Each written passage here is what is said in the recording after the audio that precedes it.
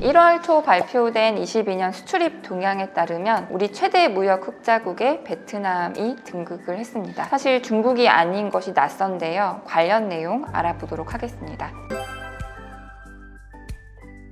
예, 사실입니다. 22년 수출입 동향에 따르면 베트남이 우리 최대 무역 흑자국이 되었습니다. 그 규모는 343억 달러이고요. 2위는 미국이 280억 달러고 인도가 100억 불, 그리고 베트남을 제외한 아세안 국가들이 81억 불입니다. 거의 늘상 중국이 우리 최대 무역 흑자국이었는데요. 22년 중국의 대중 무역 흑자는 13억 불에 그쳤습니다. 수출 사이드에서 보면 중국이 강력하게 봉쇄했던 것이 가장 크고요. 다음으로 구조적인 이슈일 건데 중국이 중간재를 자립화하는 데 가속화하고 있습니다. 그리고 우리가 중국에 가장 많이 수출을 하는 것이 반도체인데요. 반도체 가격이 급락한 것도 수출 감소의 배경입니다. 수입 사이드에서 보면 우리가 중국에서 수입하는 가격들의 물건값이 많이 올랐는데요. 가장 큰 것이 리튬입니다. 우리가 전기차를 만들기 위해서 중국에서 리튬을 많이 수입을 하는데요. 작년에 리튬 가격이 연초 대비 4배 정도까지 오르기도 했었습니다.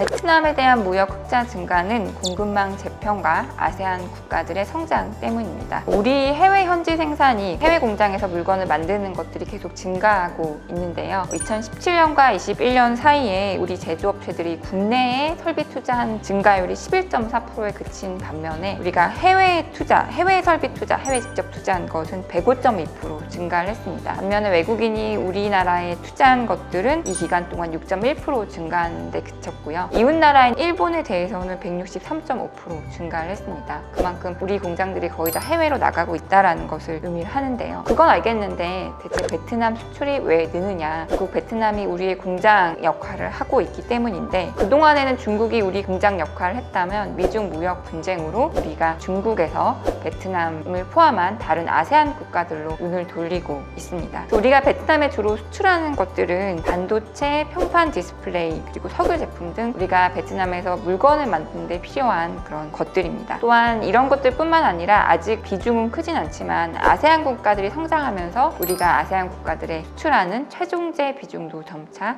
늘어나는 양상입니다.